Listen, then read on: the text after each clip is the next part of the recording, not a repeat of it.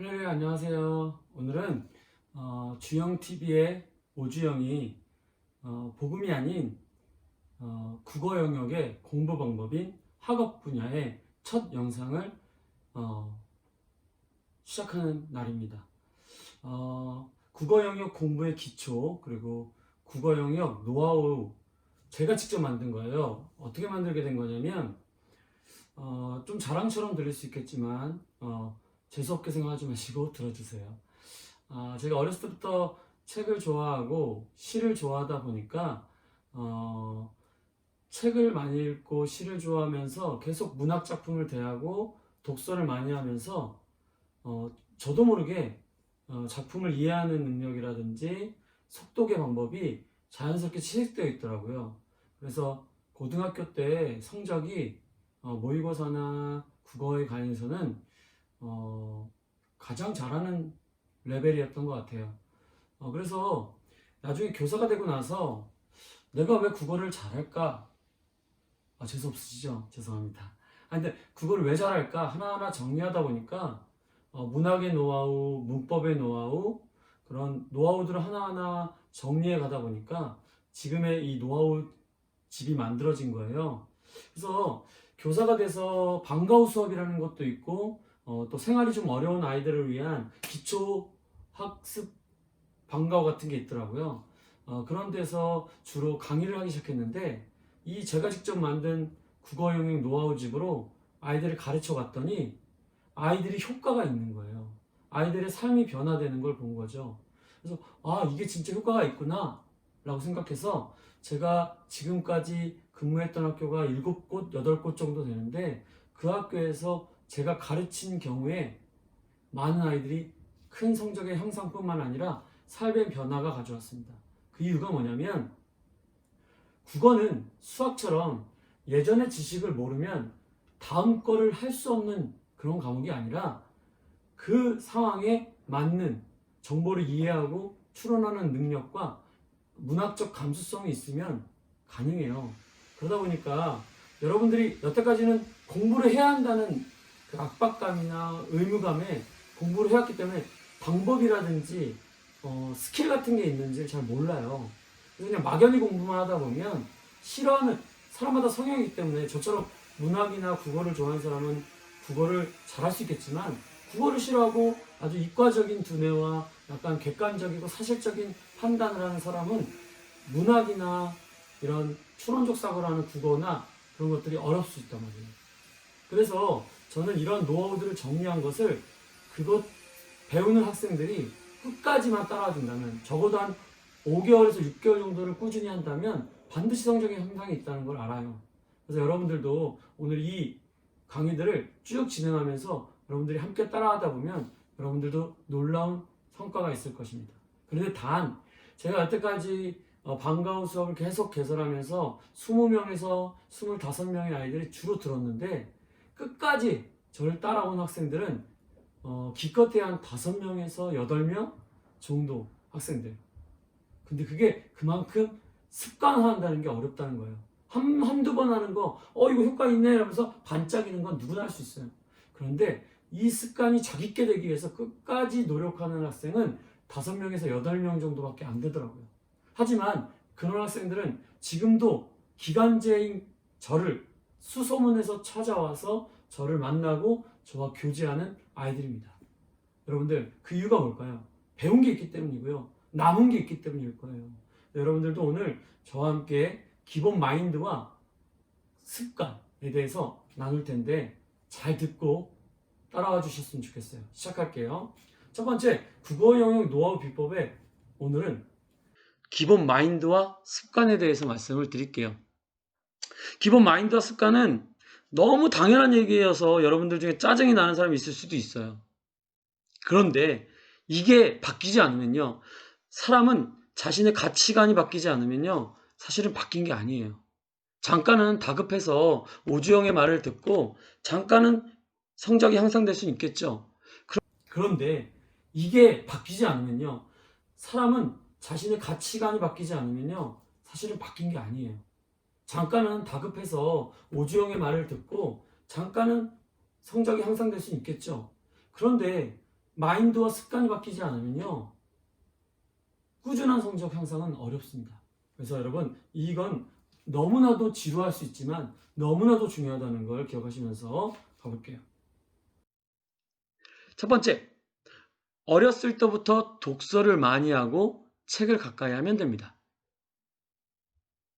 무슨 말도 안 되는 소리냐고요? 예, 근데 이건 사실이에요. 여러분들이 만약에 어렸을 때부터 독서를 많이 하고 책을 가까이 했다면 여러분들도 모르는 사이에 왜 그런지도 모르게 국어를 잘하고 있을지도 몰라요. 근데 여러분들, 야, 이 새끼야. 나는 이미 고딩이고 책은 넌덜머리 나기 싫고 책만 보면 졸리고 책은 나의 수면제다 라고 말하시는 사람이 많을 거예요. 인정합니다. 그리고 다음으로 넘어가 볼게요. 두 번째, 부모님과 많은 대화. 이게 제일 중요합니다. 여러분들 어렸을 때 부모님과 많은 대화를 하고 사랑과 보살핌 속에서 창의적인 사고의 기회를 자주 가졌더라면 여러분들은 여러분들도 모르는 사이에 국어뿐만 아니라 전체적인 성적이 좋겠지만 국어 또한 아마 좋은 성적을 거두고 있을 거예요. 아마 이쯤 되면 아마 여러분들 아마 이 영상을 끄고 싶을 거예요. 그쵸? 근데 여러분 포기하지 마시고 한번 들어보세요. 근데 이건 중요합니다. 나는 방문 닫고 안 나온 지 오래고 내 마음대로 사는 건 잘해도 창의적 사고가 뭔지 모르겠다 라고 한다면 참 난감하죠. 이것이 기본적인 소양일 수 있는데요. 그러면 제가 포기하라는 걸까요? 아니죠. 이 모든 소양과 거리가 멀다 할지라도 포기하면 안 되겠죠. 그러면 제가 여기 있지 않겠죠. 이제는 이 사실을 인정하셔야 됩니다. 내가 국어를 못하는구나. 내가 국어를 싫어하는구나. 라는 정직한 인정이 필요합니다. 공부 잘하는 척하고 아는 척하는 건 이 영상과 이 수업엔 아무 도움도 되지 않아요. 내가 못한다는 걸 인정해야 처음부터 다시 시작할 수 있습니다. 여러분들 그 마음이 준비가 됐나요? 네, 그럼 다시 한번 이제 본격적인 기본 습관 마인드를 나누도록 할게요. 첫 번째, 왜 우리가 국어 영역을 힘들어하냐면요. 우리가 어쩔 수 없이 겪어야 되는 지필평가나 이런 시험들과는 달리 모의고사나 수능은 지문이 엄청 길고 문제도 더 길어요. 보기도 많고요. 그러니까 여러분들이 학교 지필평가도 어떻게 꾸역꾸역 하는데 수능과 모의고사 때는 풀고 싶은 마음이 없는 거죠. 시간은 정해져 있는데 문제는 더 길어졌고 또 50분 수업하기도 죽겠는데 80분 동안 언어 영역 문제를 풀어야 된다는 것은 결코 쉬운 문제가 아닐 겁니다. 그럼 어떻게 해야 될까요? 첫 번째는요. 자신을 믿는 믿음과 해보자는 마인드 컨트롤이 꼭 필요합니다. 저는 나중에 꼭 이거에 대해서 다시 한번 말씀드리겠지만 모의고사 문제집을 사기를 추천드려요. 하루에 5개, 4개씩 푸는 그냥 단건적인 문제집만으로는 여러분들이 80분을 버텨내는 습관을 기르기 힘들고요. 그리고 저는 모의고사 문제집 자체를 오답노트화하는 것을 선호합니다. 그래서 여러분들 나중에 저와 본격적으로 공부를 하게 될 때 모의고사 문제집 유형으로 공부하는 방법을 가르쳐 드릴 거예요. 여러분, 믿음과 마인드 컨트롤 또 끄고 싶으실 거예요. 근데 꼭 들으셔야 돼요. 왜냐하면 여러분 수능 당일날 어쩔 수 없이 여러분들이 갔든 여러분들이 정말 좋은 성적을 바라면서 갔든 거기에 앉아 있을 거예요. 근데 여러분들이 공부를 안 했거나 나는 언어 영역을 못한다고 해서 열심히 했지만 여전히 성적이 안 좋은 사람 좌절하고 포기하고 싶겠죠. 그러나 부모님의 기대든 여러분들의 의무감 때문이든 수능 고사장에 앉아 있을 거 아니에요. 그럼 어떻게 해야 될까요, 여러분? 솔직히 얘기할게요. 여러분 이제 시간이 되면 핸드폰 갖고 가방도 앞으로 가져오라고 하고 여러분들 2명의 감독관들이 있고 3명의 감독관들이 지키고 있는데 여러분들이 시험장에 가서 앉았을 때 여러분들이 오픈북 할 수 있을까요? 선생님 저 모르는 게 있는데 오픈북 좀 한번 할게요. 그럼 여러분 어떻게 되는지 아시죠? 몇 년 동안 수능 고사장에 들어갈 수가 없어요. 또 한 가지, 옆에 있는 사람, 앞에 있는 사람, 뒤에 있는 사람 거를 컨닝하겠다? 여러분 앞, 뒤, 좌우의 사람들은 여러분들과 다른 유형의 시험지고요. 여러분들이 지피평가 때 보는 거리와 간격이 아니에요. 훨씬 멀리 떨어져 있어서 웬만해선 잘 안 보이고요. 눈이 좋아서 보인다 할지라도요. 여러분, 앞, 뒤, 좌우가 여러분들의 문제 순서의 배열과 달라요. 그러니까 여러분들 1번 문제를 컨닝하면 그 사람은 1번 문제가 그게 아닐 수가 있단 말이에요. 그러니까 여러분, 컨닝은 꿈도 못 꾸고요. 또 한 가지는 오픈북도 꿈도 못 꾼다는 거죠. 그러면 그래요. 여러분들 공부 안 했다고 칩시다. 그리고 여러분들이 문학을 싫어하고 국어를 싫어한다 칩시다. 그래도 수능 고사장에 들어가서는 여러분들은 누굴 믿어야 될까요? 죽이 되든 밥이 되든 여러분들을 믿는 믿음과 어쨌든 해봐야 된다는 마인드 컨트롤이 있어야 된다는 거예요. 이거는 허황된 얘기가 아닙니다. 사실이에요. 여러분들이 잘하든 못하든 나는 할 수 있다라는 마인드 컨트롤과 나에 대한 믿음이 끝까지 가지 않으면 80분을 버텨낼 수 없을 겁니다. 두 번째. 그럼 믿고 결단만 하면 될까요? 안 되기만 해봐라. 오주영 다 네 탓이야. 이렇게 째려보고 계실 수도 있어요. 그리고 여지껏 공부 안 하던 내가 믿기만 하면 된다고? 내가 복음 이런 것도 전한다고 하니까 여러분들이 저 사입인가? 사이비 유튜버인가? 걱정되기도 하고 두려우실 수도 있어요. 아닙니다. 여러분, 저는 믿고 결단하라는 말은 가장 기본적인 소양이고요.